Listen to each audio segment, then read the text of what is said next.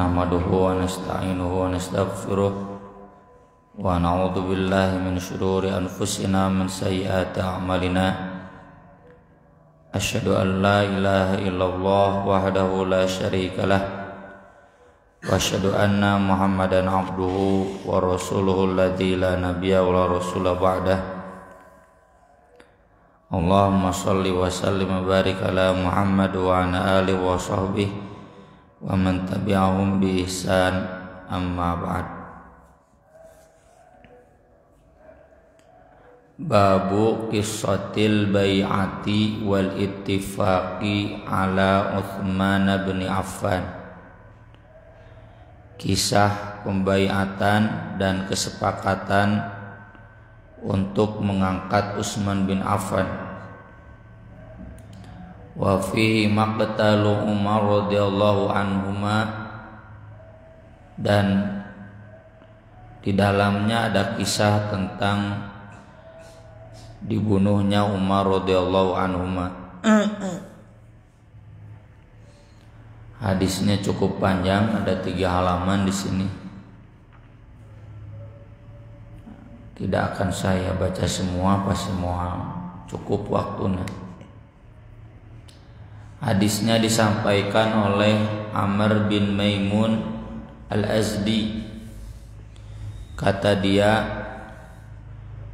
aku melihat Umar bin Khattab sebelum beliau terkena musibah atau ditusuk bi ayyamin bil Madinah, beberapa hari sebelum beliau ditusuk di Madinah. Dalam riwayat lain ini sepulangnya dari haji. Wa waqafa ala Hudzaifah bin al-Yaman wa Utsman bin Hunayf.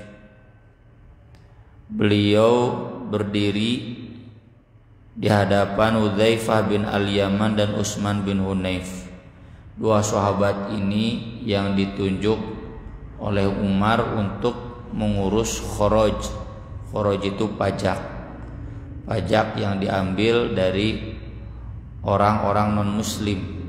Karena kalau dari orang Islam dulu bukan kharaj tapi zakat dan infak.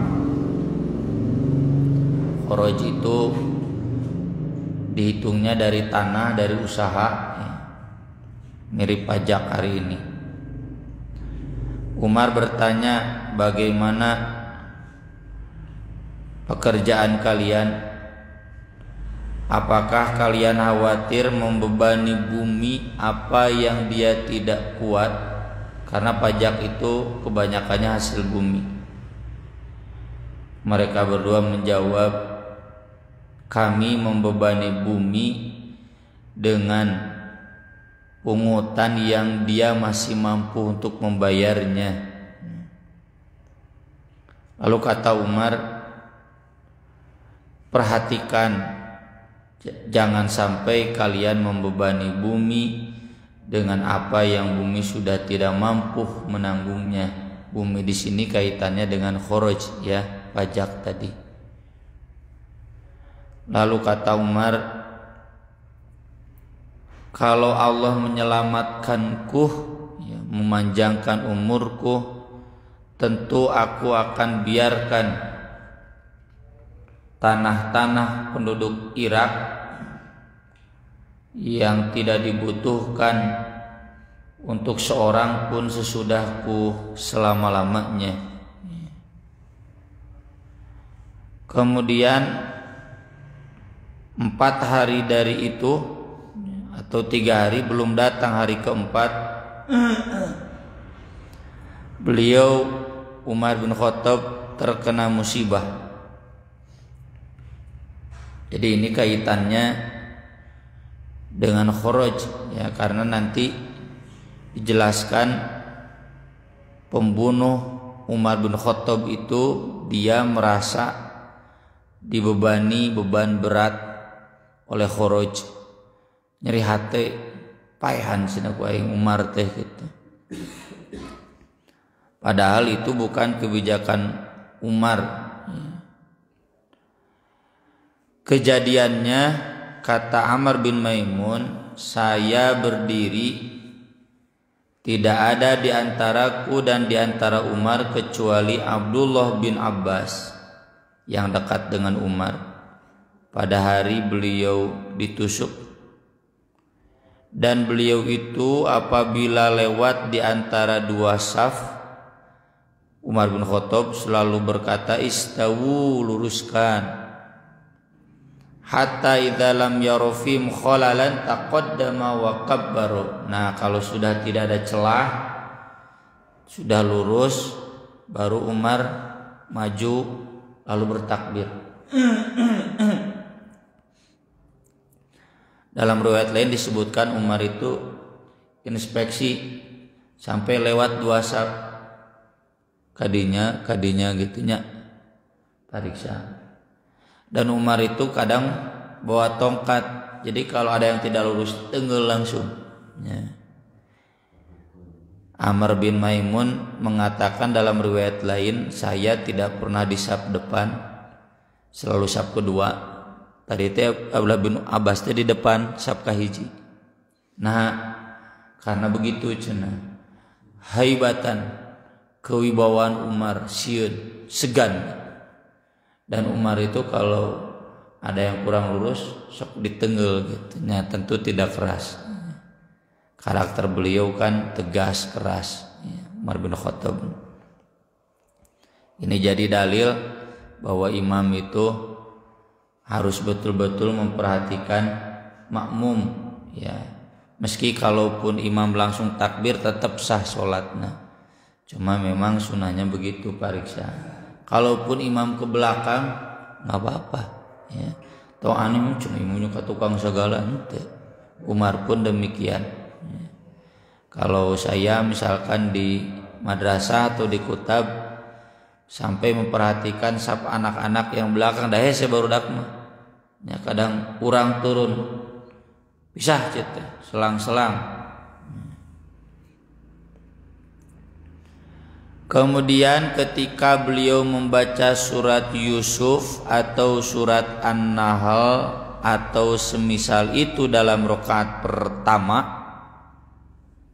tahkieu bacaan Umar bin Khattab mah abdi mah tadi maca surat Al-Hijr bari jeung batuk, mun teu batuk mah dipanjangkeun.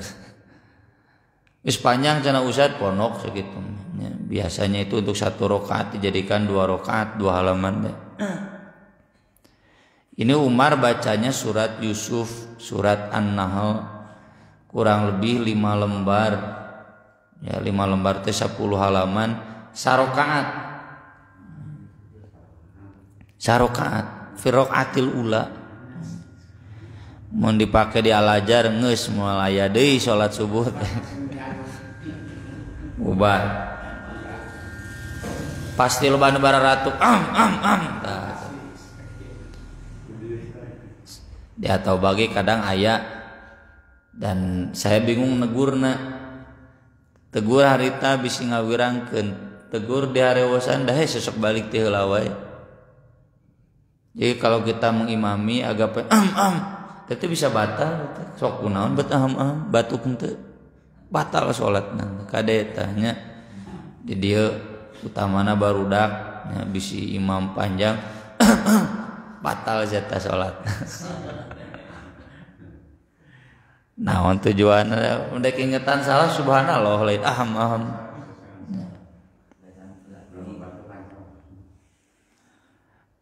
Kemudian ketika dia bertakbir tiba-tiba ruku, aku mendengar dia kan tisab kedua berkata qatalanil kalbu, anjing telah membunuhku.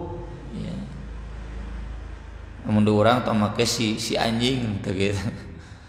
Anjing itu kan sebutan bagi orang-orang yang jijik, orang jahat. Anjing dikesankannya selalu dengan anjing. Di Al-Quran juga demikian, kalau tidak anjing keledai dungu. Ternyata ada seseorang yang sudah menusuknya dengan pisau, yang pisaunya itu bermata dua ya.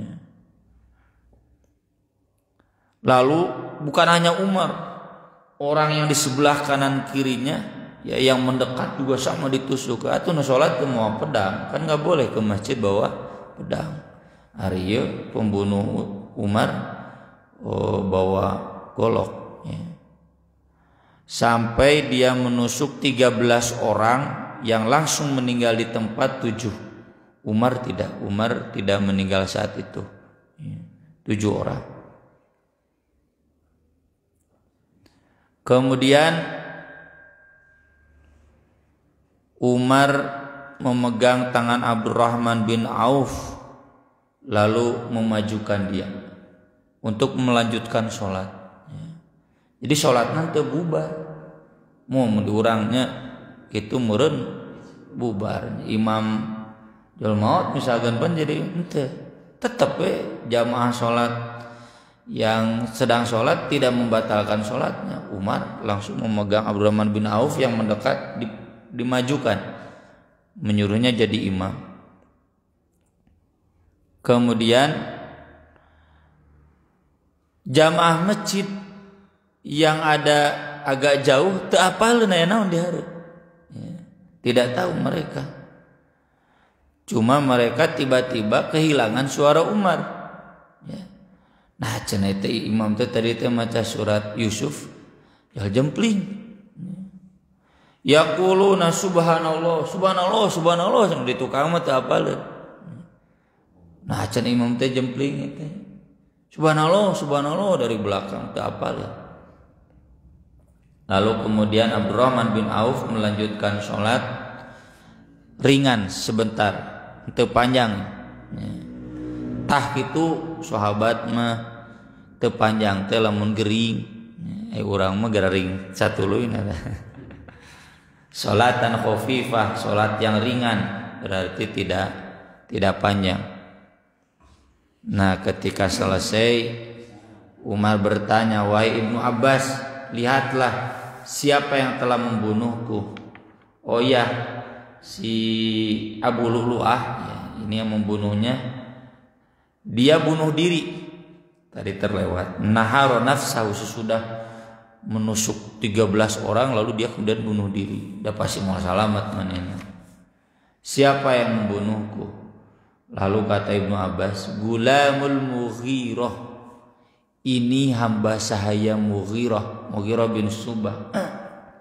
Kata Umar, as-sona teh pandai besi, tukang nyenan peso pedang. Naam. Qatalahullah, kata Umar, karena Umar tidak langsung meninggal, masih bisa berbicara. Semoga Allah membunuh dia, melaknatilah. Padahal sungguh aku telah memerintahkan terkait dia kebaikan. Alhamdulillah yang tidak menjadikan kematianku di tangan seseorang yang mengaku Islam. Untung dipayahna ku orang kafir. Dalam riwayat lain disebutkan ini namanya Abu Lu'lu'ah. Abu Lu'lu'ah itu nama aslinya mana? Patlotna peuting teh leungit jadi teu dicari rian. Jadi dia orang Persia, orang kafir. Persia teh Irak. Umar bikin aturan orang kafir yang jadi tawanan perang atau hamba sahaya tidak boleh masuk Madinah kecuali yang masih kecil. Nah, Mughirah datang ke Umar minta dispensasi untuk Abu Lu'lu'ah. Kenapa? Ya cenah si Abu Lu'lu'ah itu pintar bikin pedang, pintar bikin pisau, pasti manfaat cenah buat orang Madinah gitu. Asal nanti dia ditarik pajak saja. Maka Umar mengizinkan. Ini yang maksud tadi. Kuring geus hade sia ka manehna cenah manehna goreng ka urang. Umar mengizinkan. Dan urusan pajaknya silakan terserah Mughirah.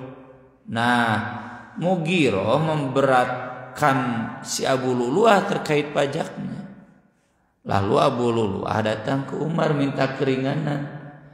Kata Umar, ya nanti kalau saya ketemu Mughirah saya mau ngomong.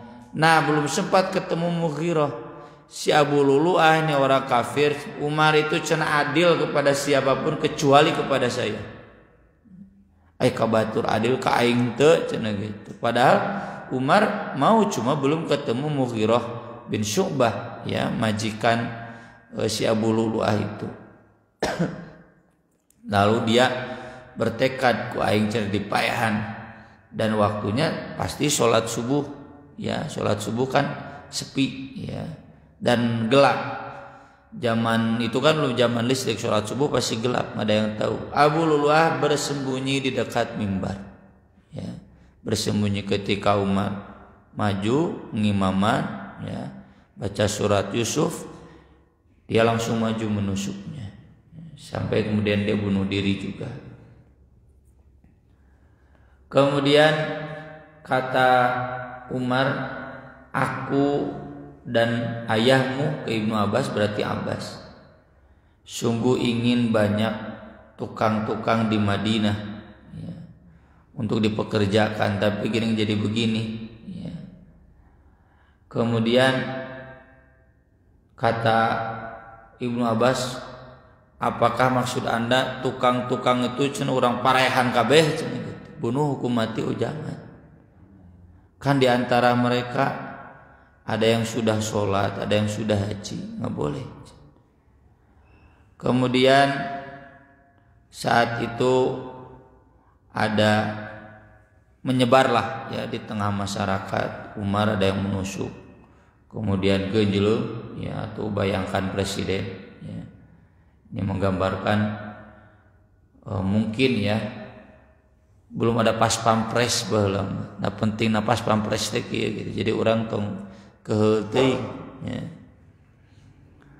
Bagaimana teu keheul Pak Jokowi datang Isya, ai tamu kudu datang ti lohor. Ujung di screening, ya, teu meunang kaluar.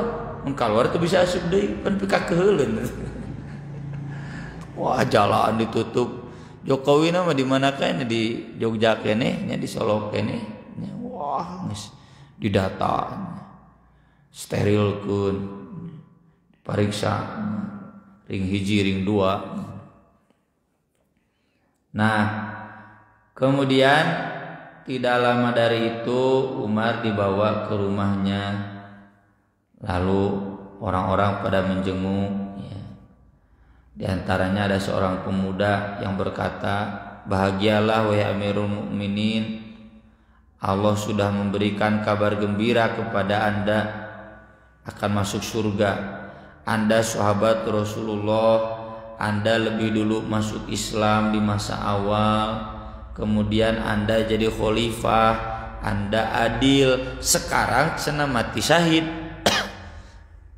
Dah, lagi ditusuk. Di dalam riwayat tadi disebutkan 3 di perut, ya, di perut. Dah, zaman kiwari nu canggihnya hese sembuhna. Kalau ditusuk 3 pas di bagian rawan. Kemudian bergantian. Nah, orang yang ngomong tadi ke Umar itu ketika dia berpaling, kelihatan sarungnya menyentuh tanah. Lalu kata Umar, "Roddo alayyal gulam." Eta cenah seujang eta geruan ka dia. Panggil. "Yabna akhi," kata Umar, "wahai anak saudaraku, irfa' saubaka." Angkat itu sarung kamu, gamis kamu. Fa innahu abqa li saubika. Karena itu akan lebih langgeng untuk bajumu, menyapuan jalan kan terrusak. Wa atqa li rabbika, dan lebih takwa kepada Rabbmu. Nah, ya jadi dalil celana kita teng nepikeun ka nyapuan jalan, termasuk ibu-ibu, ya. Da cenah ibu-ibu mun di luhuran cenah bisa nying saat bae da ayeuna mah susum kaos kaki panjang gitu. Coba dirangkep nya ibu-ibu mah segala ditapelkeun. Kalau nyapuan jalan kan jadi najisnya. Kita tidak tahu bahwa di jalan itu sok aya we najis. Ini jadi dalil bahwa ketika sakit pun Tetapnya Umar mah amar ma'ruf nahi munkar, henteu pere gitu. Kalau ada yang memang harus dikoreksi ya koreksi. Kemudian memanggil putranya Abdullah bin Umar. Jang cenanya meureun bahasa Sunda. Tolong hitung utang Bapak. Kalau cukup bayar dengan harta Bapak. Ternyata utangnya itu 1086 dinar. Sadinar nate 2,5 juta. Sok kalikeun we nya sabaraha miliar meureun. Lain loba ting hutangna, masalahna mah ieu rupiahna nya nepikeun kana mah aya kuadriliun nya.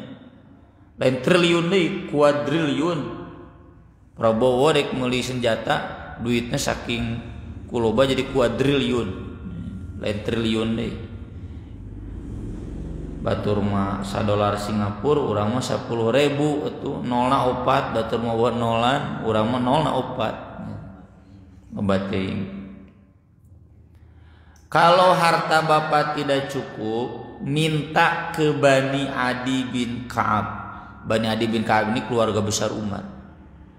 Pangmentakeun ka PC Persis babakan Ciparai gitu.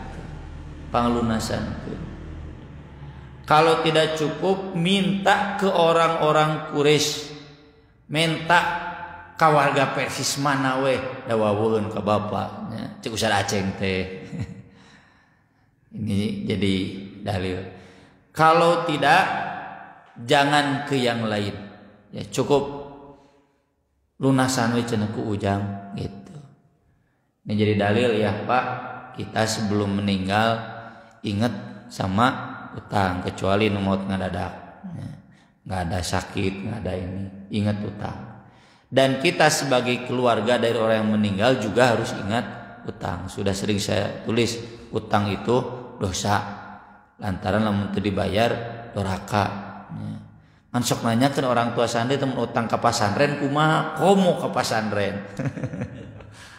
Komo. Atau bisa nyungkeun dilunaskeun, tingali udud. Moal udud teh mun teu udud mah. Ya. Nah, udud teh. Udud mah moal mah dibebaskeun, kecuali lamun teu udud.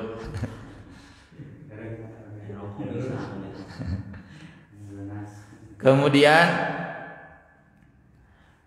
tolong temui Aisyah. Sampaikan salam dari Bapak dan minta izin Bapak mau dikuburkan di dekat kuburan Nabi dan Abu Bakar. Kan kuburannya di rumah Aisyah ya, yang sekarang Masjid Nabawi Raudhah itu. Tapi itu bukan masjidnya, itu kuburan. Jadi ini jangan jadi problem. Kalau kuburan yang lain memang dipindahkan, kayak Masjid Nabawi. Ketika dibangun kan ada kuburan, dipindahkan. Tapi kalau kuburan Nabi kan gak boleh dipindahkan. Kalau memang gak bisa dipindahkan maka disekat. Nah itu ruangan itu bukan masjid. Jadi ini jangan dijadikan dalil. Tuh cenah Masjid Nabawi ke ngabangun masjid di luhureun kuburan. Beda dulu mah belum jadi masjid. Nanti diluaskannya di zaman Utsman. Sampai zaman Umar belum jadi masjid. Masih rumah Aisyah. Ya. Minta izin Bapak mau dikuburkan di dekat Nabi dan Abu Bakar. Maka ketika Abdullah bin Umar datang ke rumah Aisyah, Aisyah menangis. Teu kudu minta izin. Saya pun sudah ingin begitu, silakan. Ya. Maka disampaikan kepada Umar bahwa Aisyah menyetujui Bapak dikuburkan di kuburan dekat Nabi dan Abu Bakar. Kemudian sesudah itu ada usulan dari para sahabat, Umar, tolong tunjuk siapa Amirul Mukminin sesudah Anda. Nah, di sini ramainya ketika Umar sakit itu. Umar tidak mau menunjuk. Kata Umar, kalau aku menunjuk maka yang sebelumku sudah menunjuk, yaitu Abu Bakar.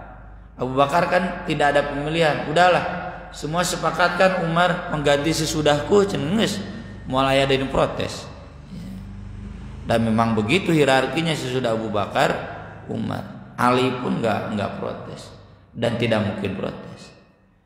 Kemudian kata Umar, kalau aku tidak menunjuk, maka yang lebih baik darinya juga tidak pernah menunjuk. Saha Nabi SAW ketika wafat kan tidak menunjuk. Yang jadi khalifah sesudahku Abu Bakar, enggak. Pilih saja. Sing ngarti we atuh saha nu mantes. Para sahabat, orang-orang baik. Kecuali kalau sistemnya demokrasi mah kabeh nu bodoh jeung nu pinter disarwakeun nya. Ulama jeung penjahat sarua sorana, kuduna ulama 100, penjahat setengah. Da urang mah disarwakeun. Jadi kalau ini konteksnya orang-orang baik, tidak ditunjuk juga apa-apa. Nanti juga tahu harus milih siapa. Nah, menjelang 1 hari sebelum wafatnya kata Umar, saya akan menunjuk 6 orang calon khalifah yang semua orang pasti ridho kepada 6-6-nya, yaitu Ali bin Abi Thalib, Utsman bin Affan, Zubair bin Al-Awwam mantu Abu Bakar, Tolhah bin Zubair, Tolhah bin Ubaidillah, Sa'ad bin Abi Waqqas, Abdurrahman bin Auf. Ini yang ditunjuk oleh Umar. Anda harus jadi calon-calon, silakan pilih oleh Anda berenam. Mun aya nama naon bahasana di Persis teh ya, kesepakatan teh ya, jadi pilih calon jika kamari muktamar pemuda calon ngade untuk milih saha gitu. Mufakat ya. Lalu kata Umar, yashhadukum Abdullah bin Umar, Abdullah bin Umar yang akan memimpin pemilihan, walaysa lahum al-amri syai'un, tapi dia enggak boleh jadi pemimpin. Taki Umar di urang mah kudu we ka anakna. Dek Demokrat, dek PDIP, geus naon deui, kabeh we kudu ka anakna. Kalau Umar, anak saya enggak boleh jadi pemimpin. Karena memang Abdullah bin Umar mah ulama, teu mantes jadi pemimpin. Kemudian saat itu beliau kemudian meninggal. Umar bin Khattab memberikan wasiat. Aku wasiatkan kepada khalifah sesudahku, wasiat muhajirin awalin, tolong ketahuilah hak mereka, jagalah kehormatan mereka. Lalu aku wasiatkan orang Ansor, perlakukan mereka dengan baik. Mereka itu yang sudah menyediakan rumah dan keimanan sebelum muhajirin datang ke Madinah. Kemudian aku wasiatkan penduduk-penduduk yang ada di kota, tolong urus mereka dengan baik, karena mereka itu selendangnya Islam ya, pelengkap. Mereka itu sumber-sumber harta, sedekah, zakat, pajak, dan mereka itu yang menyebabkan musuh marah. Karena kan dengan banyaknya umat Islam musuh teh sieun. Dan janganlah diambil dari mereka kecuali yang mereka ridhoi. Kemudian aku wasiatkan orang-orang Arab gunung yang ada di pegunungan yang nomaden, sok pindah-pindah. Kenapa? Karena mereka pokok asli orang Arab asli. Mereka termasuk umat Islam. Silakan ambil dari harta orang kaya mereka, bagikan kepada orang miskinnya. Jadi Umar mewasiatkan di urang mapan wasiatnya pasti we kanu saparteina nya si Sleng we jadi komisaris nya.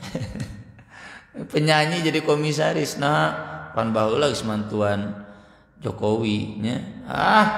Anu teu mah moal direret, komo Persis jeung Muhammadiyah mah nya moal direret. Kemudian nu nempelna kan nya nu eta unggul eta we unggul. Kalau Umar enggak, semua tolong diperhatikan. Termasuk aku wasiatkan kepada khalifah sesudahku orang kafir zimmi. Kafir zimmi itu yang dijamin oleh orang Islam, ya. Sempurnakan hak mereka, jangan diperangi mereka, dan jangan diberi tugas kecuali sesuai kemampuan mereka. Atau pada orang kafir disiksa, ya, diperlakukan tidak baik, nggak boleh. Kalau mereka kafir zimmi yang tidak memerangi itu nggak boleh. Kemudian sesudah itu beliau wafat, lalu dibawalah ke rumah Aisyah. Kemudian kata Aisyah, silakan bawa masuk dan silakan dikuburkan. Nah, sesudah selesai dikuburkan, yang 6 orang tadi berkumpul. Kata Abdurrahman bin Auf, ij'alu amrakum ila thalathatin minkum. Dari 6 ini pilih 3. Sok dek milih saha. Ini tahapan yang bagus nih kalau kita ikuti. Kata Zubair, aku milih Ali. Kata Tolha, aku milih Utsman. Kata Sa'ad bin Abi Waqqas, aku milih Abdurrahman bin Auf. Ya, jadi yang 3 sudah milih, maka terpilihlah Ali, Utsman, Abdurrahman bin Auf. Lalu kata Abdurrahman bin Auf, aku pilih salah satu dari kalian berdua. Sok siapa yang mau mundur, cina gitu. Ali dan Utsman. Dua-duanya tidak ada yang menjawab. Tiba-tiba kemudian Abdurrahman bin Auf berkata kepada Ali,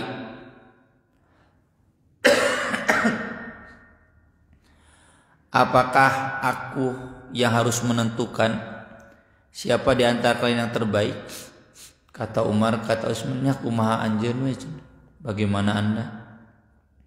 Maka kemudian Abdurrahman bin Auf memegang tangan Ali, berbicara, Anda adalah kerabat Rasulullah, kapi adinya, sepupu, jaba menantu. Anda masuk Islam yang paling awal, sebelum Umar bahkan. Aku wasiatkan Anda, kalau Anda jadi khalifah, Anda harus adil. Dan kalau aku mengangkat Utsman, Anda harus sami'na wa ta'na. Kemudian Abdurrahman bin Auf berbicara kepada Utsman. Khola itu berbicara berdua, tidak terdengar oleh Ali. Tidak terdengar apa yang dibicarakannya. Tiba-tiba kata Abdurrahman bin Auf, khalifah sekarang dipegang oleh Utsman bin Affan. Irfa' yadaka ya Utsman, angkat tanganmu wahai Utsman. Jabat tangan lalu baiat. Fabaya'ahu Ali. Lalu sesudah itu Ali yang membaiat. Kemudian wa walaja ahlud dar fabaya'uh. Kemudian penduduk kota Madinah semua berbaiat kepada Utsman bin Affan. Kieu nya pemilihan khalifah zaman baheula mah teu riweuh. Teu beak duit triliunan, ya. Teu loba korban KPPS deh. Di urang menghitung nawa ge banyak kan ya yang meninggal, dan itu sekarang sedang ditinjau ulang. Soalnya nepikeun ka subuh, ya, bahkan nepikeun ka isukna, ya, begadang. Saya tahu sendiri di depan Masjid At-Taubah pas tuh adzan awal kakara beres, ya. Eta menang duit sabaraha si Opi. Nang dicoba mana sih? Bikin ka semua, wah tugas tuh yang macam pengabdian, halus. Kudu nate nya bagus lah. Nih, jadi sederhana, pilih orang-orang yang terbaik. Nyamun ayeuna meureun sok pan aya surveinya senang riung dah. Tapi da mun ayeuna malah tadi kan saya pilih Ali, saya pilih ayeuna pada hayang. Saya pilih saya. Malah beres-beres. Ini dikarenakan kesadaran para sahabat bahwa khalifah itu amanah berat. Nah, kunaon hayang katanya. Tidak jadi jaminan tambah pahala, justru peluang dosanya juga sangat besar. Sekian yang bisa kita bahas pada kesempatan pagi ini. Barangkali ada yang mau ditanyakan. Araya banyak sesepuhnya. Turnuhun. Aku qouli hadza wa astaghfirullah li wa lakum. Rabbana atina fid dunya hasanah wa fil akhirati hasanah wa qina adzabannar. Subhanakallahumma bihamdik asyhadu an la ilaha illa anta astaghfiruka wa atubu ilaik. Wassalatu wassalamu ala Rasulillah. Wassalamualaikum warahmatullahi wabarakatuh.